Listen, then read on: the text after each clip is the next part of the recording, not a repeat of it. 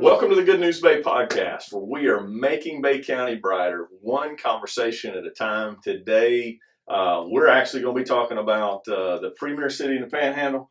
That is Panama City, or at least that's the aspiration. And I think that Panama City is getting better by the day. There is lots of good news to share. In fact, I'm going to tell you there's more good news than we got time to share today. But we have the privilege to have Mayor Greg Brudnicki on the show today. And he has been serving Panama City as mayor for the last 10 years now? 12 years.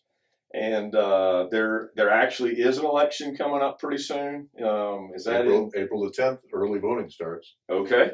And listen, I'm excited to hear some of the progress that we have made, not just this year, some of the projects going on, but also really some of the infrastructure things that are happening since the hurricane, because we're actually starting to see like where we have not just begun and thought about and trying to get funding for, but we're actually seeing it happen.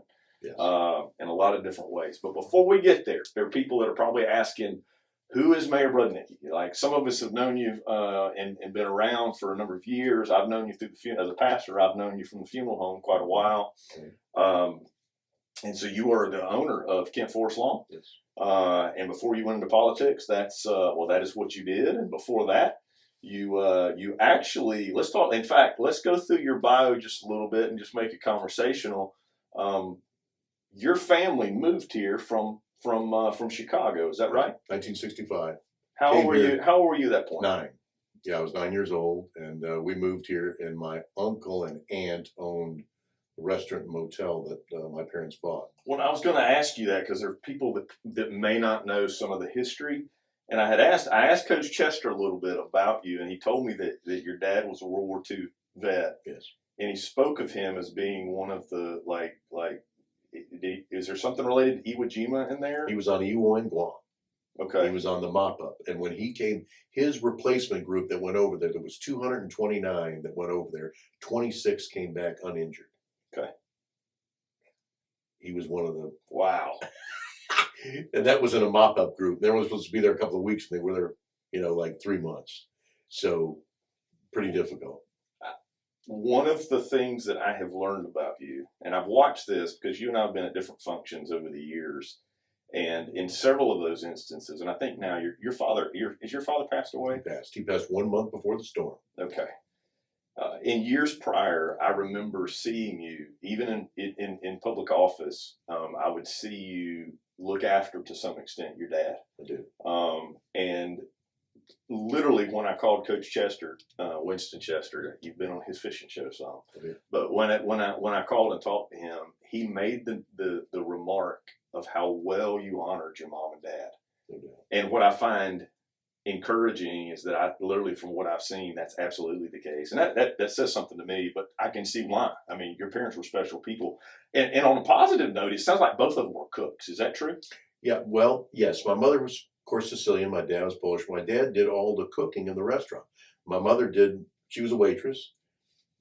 Everybody cleaned the rooms. We had one employee who washed dishes. We did the rooms, did the repairs, did everything. I mean, it was just, I guess that's the old European ethic, and that's all I knew. Now, we did manage to fit in time to play ball and do different things, and stuff. And many times people would come to the restaurant, and I would still have my ball uniform on with an apron and have my cleats off, and I'd have tennis shoes on, and where we'd get back from whatever ball game, and we'd jump back in. Well, the restaurant business is not an easy business. I mean, you have to work hard to make a living doing that. No doubt. I wanted to ask you, and I was going to say this to him, I think we'll go ahead and ask, like, you have to love food, right? I mean, you're still a fit guy, but do you, having come from Chicago, right, originally,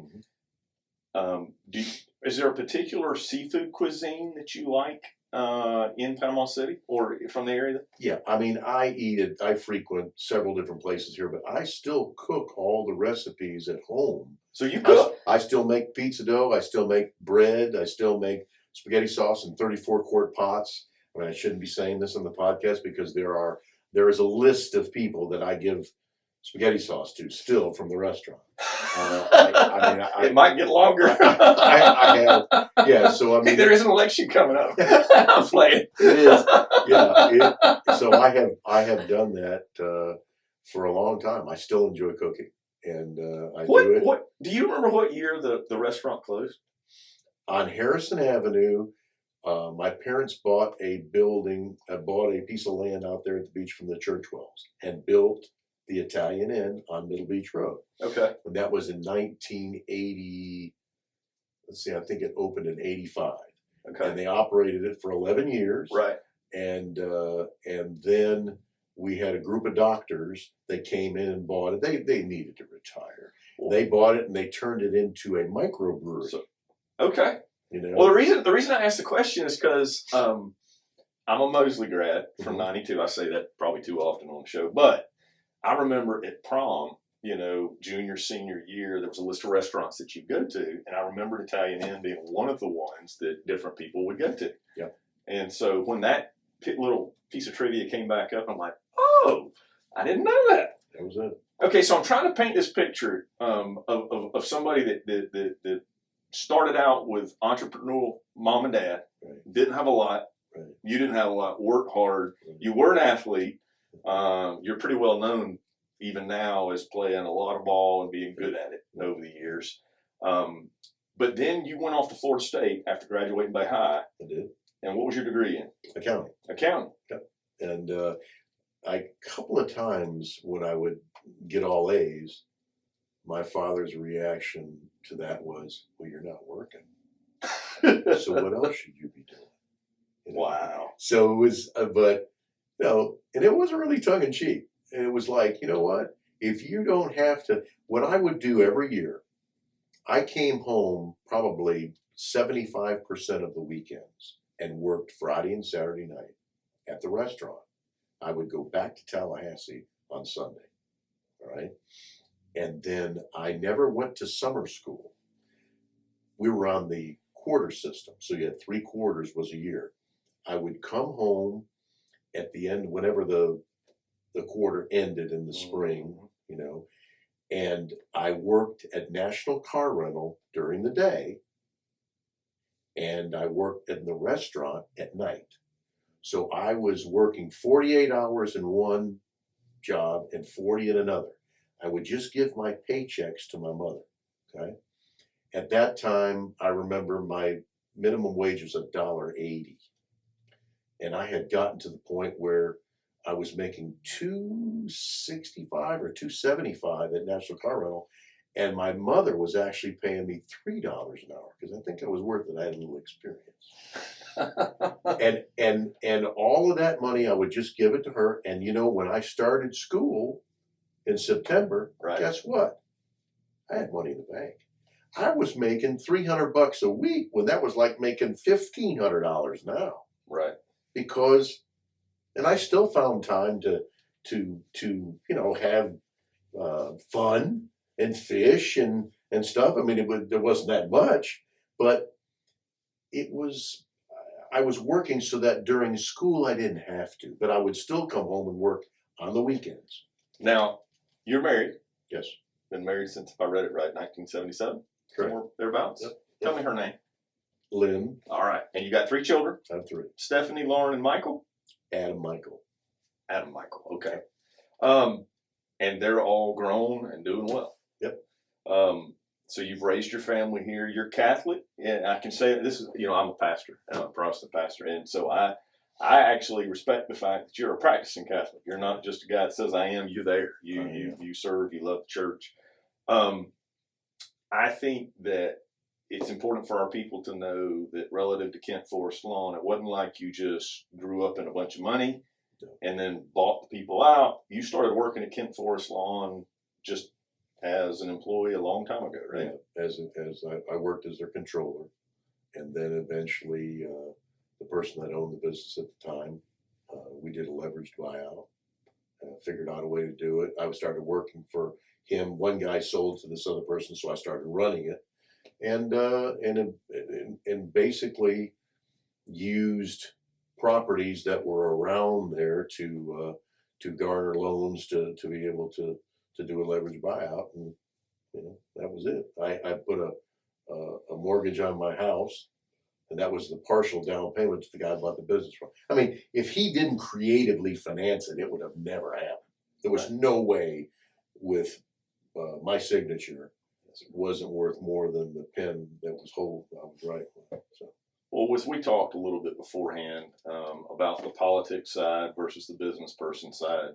You never went into this to be a politician, right? I did not. No, I took on the job because I just saw a lot of things that needed to be done in the city of Panama City. That the beach and the Glen Haven, everything seemed to be growing and thriving, doing better and better in Panama City, especially the downtown area, except for 23rd Street, that was one of the problems is that the only thing that was really doing good was that corridor was getting busier and thriving. But there are so many more opportunities now that have been created in the city. Our population, basically, in the 50 years prior to 2010, went from 8,000 to the beach to 12,000. Yes. Glen Haven went from 9,000 to 18,000. County doubled. Panama City only went up 10%.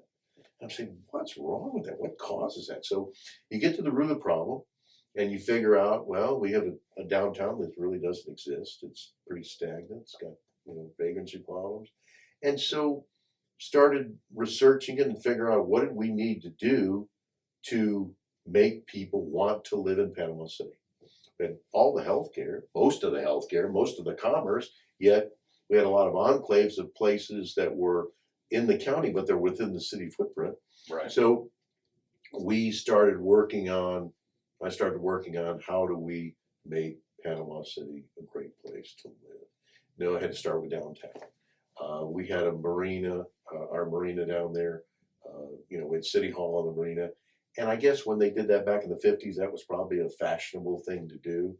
But that building, you could put saddles on the rats that were in that building. It was some big ones. Ouch. Yeah, Ouch. I mean it was and it was saddles on the rats. Yeah. That's pretty strong. Yeah, and they were like some big ones. If you talk to some ex-employees, they'll take, or some current employees. Is that a Chicago thing, No, man? no. I'm in the South of No, Wild. those were saddles on the rats. Those were Southern rats. Because they had saddles. Of course they were. There were some big ones. Texas rats. When they go running across that, I think there was a horse climbing by. But anyway, so just thought that the 231 is the end of the road and nothing can grow and all this stuff. And I'm going, man, we got water. Water's important. I mean, look at it. We got 26 miles of coastline in the city. We need to take advantage of that water. We need to do. And so just the city had to make a commitment. And one of the commitments that we made was if we wanted downtown to grow, we need to make a commitment downtown. And I caught a lot of crap from people about the City Hall building. You don't need to spend that kind of money. You don't need to do this, don't need to do that. And one of the problems we had with City Hall was it was fragmented. The employees are fragmented all over the city, and so we needed to get them all in one place. And we did. We were able to buy that building for $60 a foot. That's cheap. Real cheap. Yes, sir. And I knew it was real cheap. Real cheap. And if you've been in business most of your life and you've dealt in real estate and you've done different things, you can apply some of those principles to that situation. And that's really what we did there. And at the end of the day, even though we had to totally renovate that building, we've probably got a $35 million building over there now we've got $13 million. It's good. And we stayed downtown. And we probably had $2.5 million worth of parking lots, just concrete parking lots, all those lots around there. So we were making a statement. We made a statement. The commission made a statement. Caught a little bit of guff about the fact that the building, really 60,000 square foot building, didn't really have a place in there to have a commission meeting room. So, well, you can add it on right big here in the back. And we started looking at that, and I'm thinking, okay, that's going to be another 30% on top. And we've got a beautiful building that the county has on 11th Street. We do. Why can't we use that? We only meet 23 times a year. Then I can make a phone call to Bob Micah, who we have a fabulous relationship, and the commissioner, the county commissioner, and say, we're the county seat. Yep. You're right, just a little ways from downtown. Sure, why not? It's laying fallow during those times. Yep. It's all about scheduling. So we have our commission meetings there, which is, it's the right thing to do. Multi-purposing is a beautiful concept in business. We do it at the church because it's not, tithes and offerings are not easy to come by. You want to be good stewards, and if you can use the same space multiple times, it makes a big difference. Taxpayers want to see the best bang for their buck. Your parishioners or your, they want the same thing. They want to know. They do. Everybody does. They want to make sure that what they're doing is going for the right reason, and they're getting the best. Everybody does. It's a natural thing. So let me talk just for a second, big picture of kind of what you got rolling with the team, because I think it matters that you have a good working relationship, not just with the county and the different municipalities, but your team itself.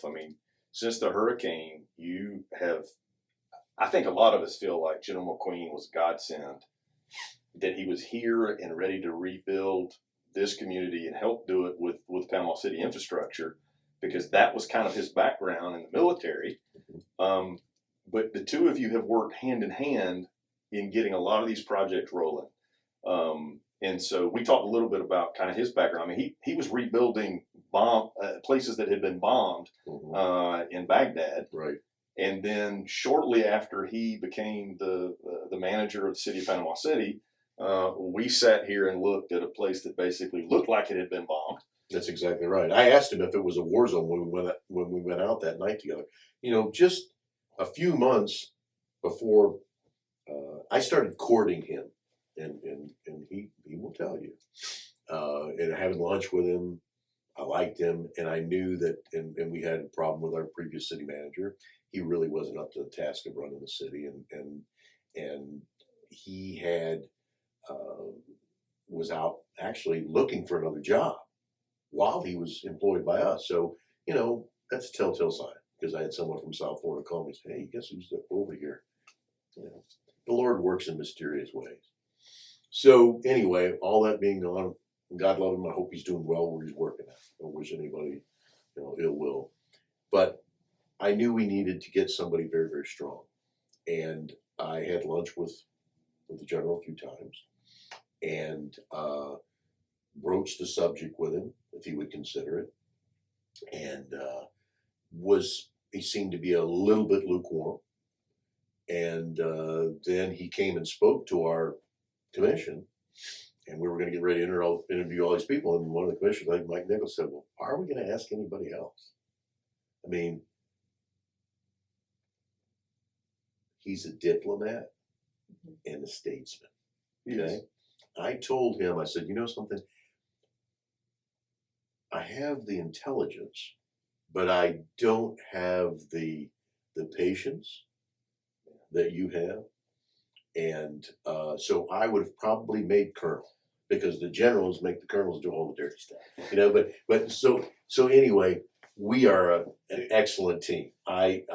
We are like brothers, and I appreciate his. Well, I want to be careful. I don't want to paint a picture that's not true, but let me tell you what I believe, because I think it matters. Those with any military background respect 4-star general. I believe it's 4-star. 2-star. He could have stayed. Got it.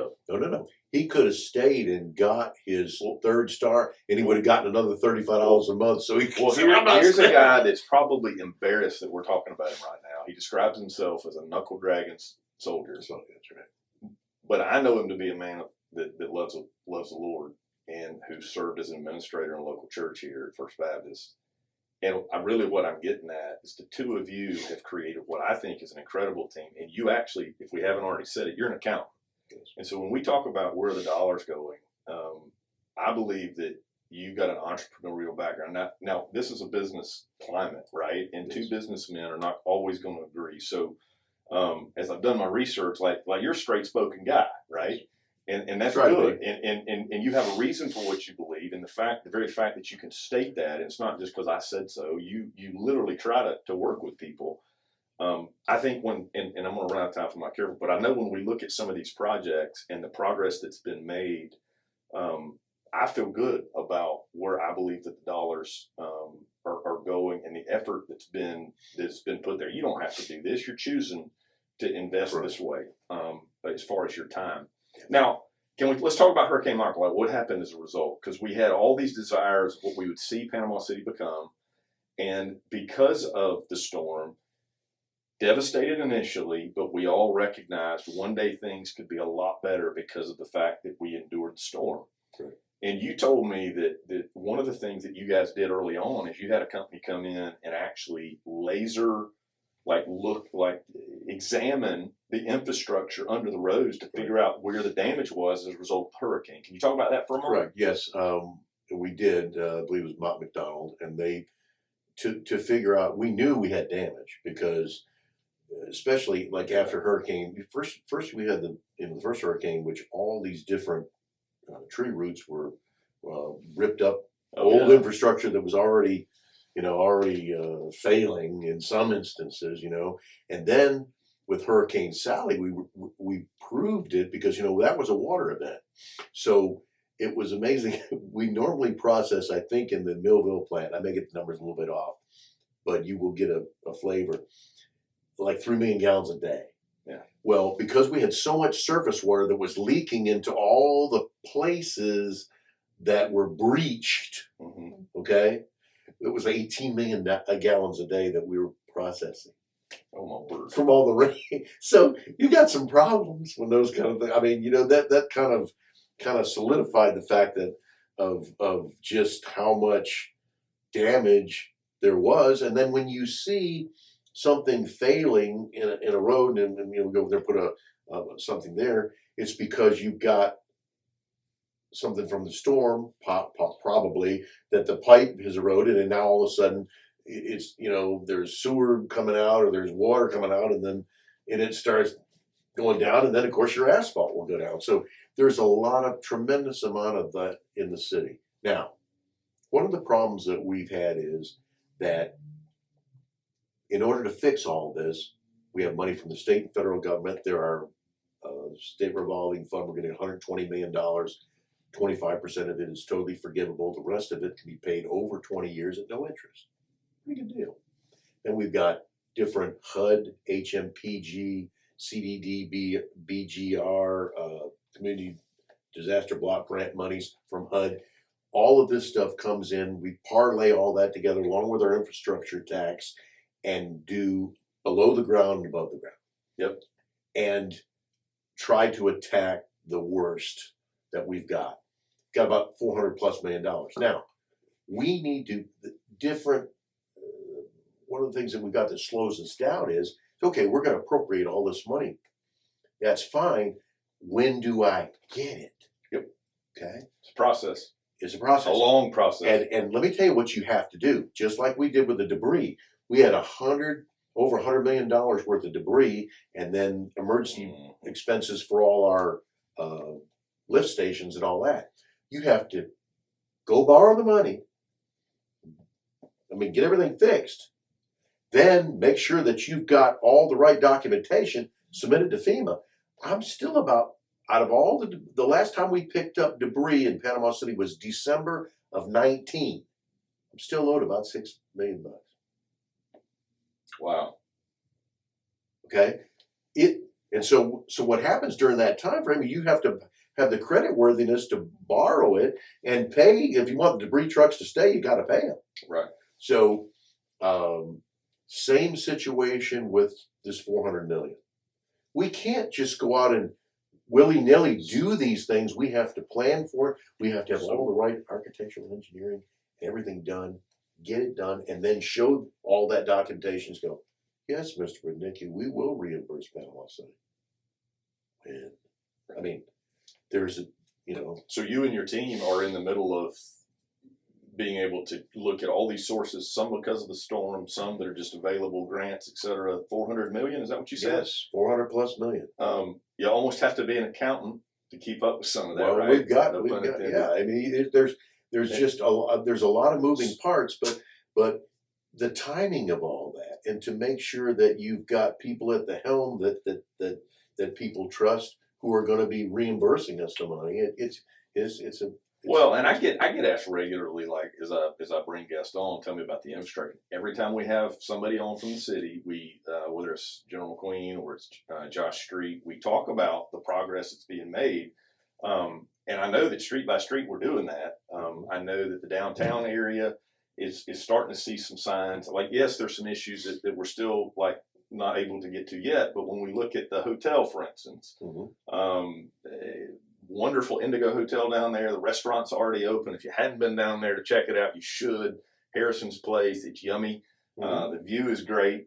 But the hotel rooms will be opening up, we hope, by August, I think. I think even before. Maybe. I think that, we're hoping that it's going to be June. I'm not positive, but and the thing is that's private sector. So I can't be in the motel and the hotel business, the restaurant business. Right. So we did a public-private partnership with someone that has the credit worthiness and wherewithal that they go out. They don't have to ask FEMA. They don't have to wait for this. They've got a solid partner, and that's what I mean. That you have to have those partnerships with the private sector to make some of those things happen. Pensacola did that with their whole down. Well, but at the end of like if you're redoing streets and infrastructure, because that's some of what's happening at the end of Harris right now. I know that there's a bell tower or clock that's going in down there with a bunch of the pretty stuff. Like if you're going to walk down in front of C&G Sporting Goods and in front of History Class Brewing and all the restaurants that are down there, to get to the waterfront, to get to Harrison's, you want a decent place to do that. But I guess part of what I wanted you to be able to say is that as we're doing it piece by piece, and yes, it's taking time. We talked about it like being, instead of just doing surgery in one little spot, we've had to just kind of do a big bunch all at once because it's the right time to do it. So it's painful. It is. But it's going to be really, really nice. And it's going to be a place that we hope draws, General keeps talking about Premier City in the Panhandle. Well, there's no doubt. And we want it. And see, the thing is, people get mad because there's potholes, and then they get mad because they're held up by the traffic so we're working on the road. So it's part of it. Pardon our progress. It's very, very difficult, and so we try to have things where they can at least get from one place to another and have it marked well. But while you're working on those things, life can't stop. You still have to have, and it's been tough for some of the businesses down there. I know Trigos was having it tough because people couldn't get to it, but now that phase is fixed, and so we'll keep plugging away. One of the good news pieces, and I know that it matters that we keep talking about it. There was $22 million that was allotted as a result of Hurricane Sally and any of the houses that have sustained flooding. I think predominantly like the St. Andrews area. But I don't know that. Well, the first tranche of money from the volunteer buyout program, those are people that were in flood zone X. Okay. So you can imagine the storm. Okay. Before the storm, where our water table was. After we estimate somewhere around 1 million trees. Average pine tree sucks up about 50 to 75 gallons of water a day. Based on the number of trees that we lost, when you kind of look at it as a fraction from the debris that was picked up, the state gave us a number. They figured that our water table has risen probably 18 inches. That's a lot. That's real climate change, brother. So overnight. Yeah. And so with that situation, you've got places that maybe were on the brink of flooding before, but now they flood. So the first tranche of money that we got from the volunteer buyout program from the state was $5 million. I think we bought 21 homes. That's where your numbers. Okay. And we're going to do another one. There's going to be another round, and we're going to keep beating the drum to keep that program going, because people, no fault of their own, they may have been on the brink before, but now because of this storm, how do you fix that? So by the time we get through with a lot of new infrastructure, right, that's going to move a lot of that stormwater. But right now, right, it's not done. Well, and I've looked at, there's so many projects, we can't even go over all of them, but as I've looked at all the projects, they talk about unique ways to deal with stormwater.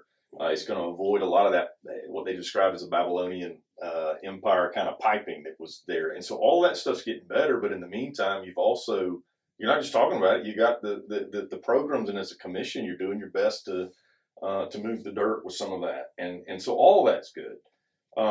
There's a sidewalk grant that came out of a meeting, I think, just this past Tuesday, $8 million grant from the FDOT to build about 1.5 miles of sidewalk on Beach Drive. Yeah, that's something that the citizens. There's a few people that live over there that aren't happy about it, that live there, and so what we are doing, we are going to do our very best to. We already have the money appropriated. Now they haven't given it to us yet. It's a process. It's a process. To stay within the easement. Sure. Okay. And then I've got a picture, and I wish I would have brought it with me, of a lady with a umbrella back in 1913 walking on a wooden boardwalk Okay. in that area. Okay. Okay. So they had it right 110 years ago. And so to connect those two, and I think that some of the people over there thought, oh, it would bring vagrants, and I think just the opposite. I think it would, it's gonna, with more people walking, and if you're familiar with the area, there's like I think 12 or 13 streets that come down into Beach Drive. A lot of shrubbery and stuff right there on the edges, and people using that sidewalk, riding on that because there's no place to ride on the road. Right. We've had a few people that have got hit just from people coming down and inching out to look, if they can turn.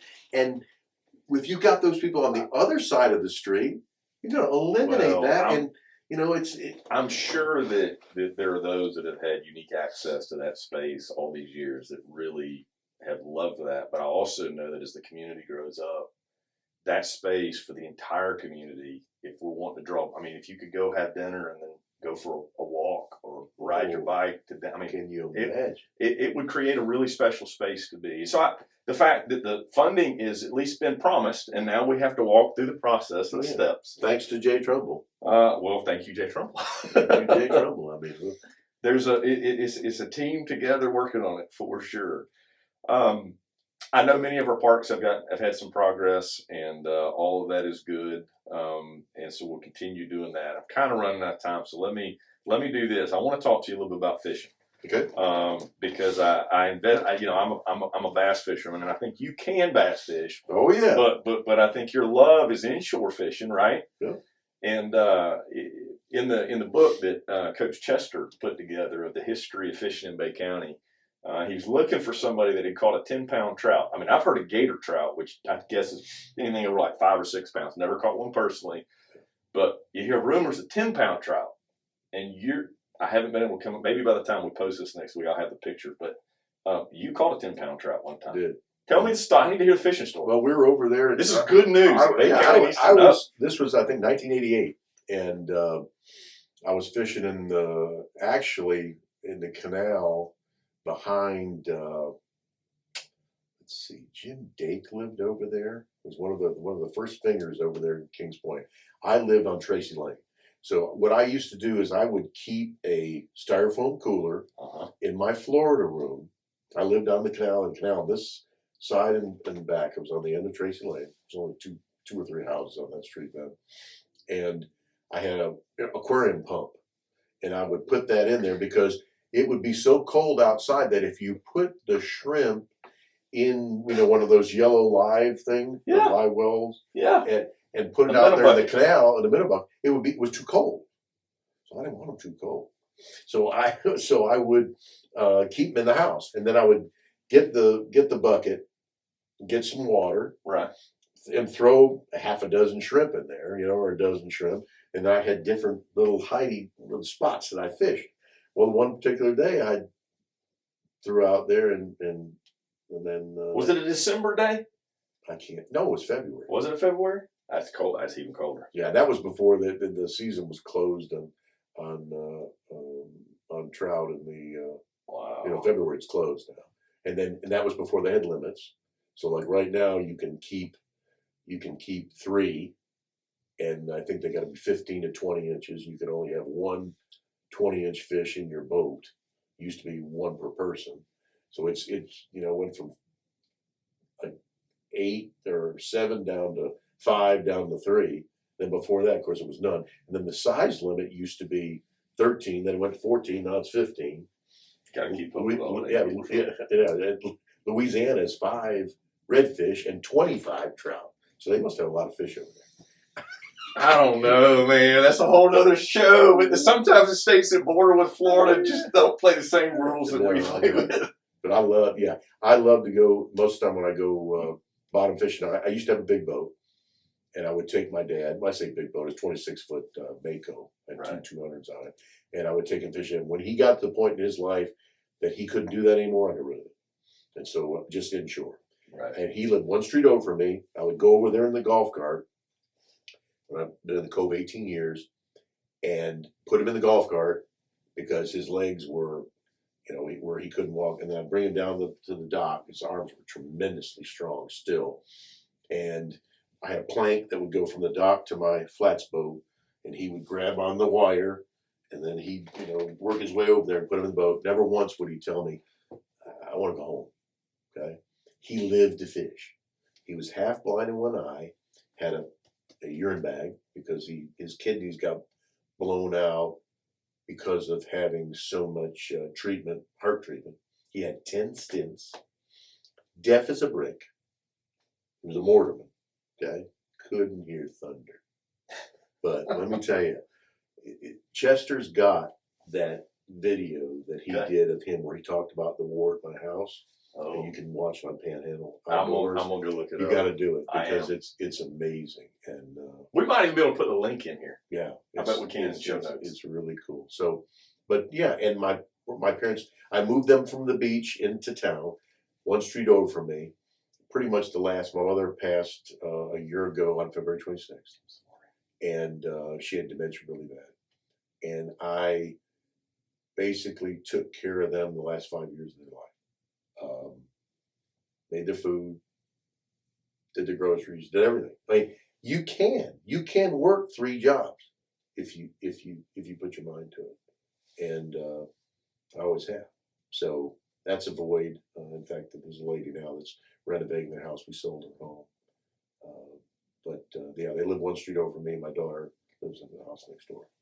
We do have. This is so fun, but I know we have to go. One of the things that as I've watched over the years, you've never had a whole lot of tolerance. I mean, like there are people that can't work, and those folks that truly can't work, we should help them. But the Bible actually says if you choose not to work, then you also are choosing not to eat, right? Like it's this combination of helping those that have need.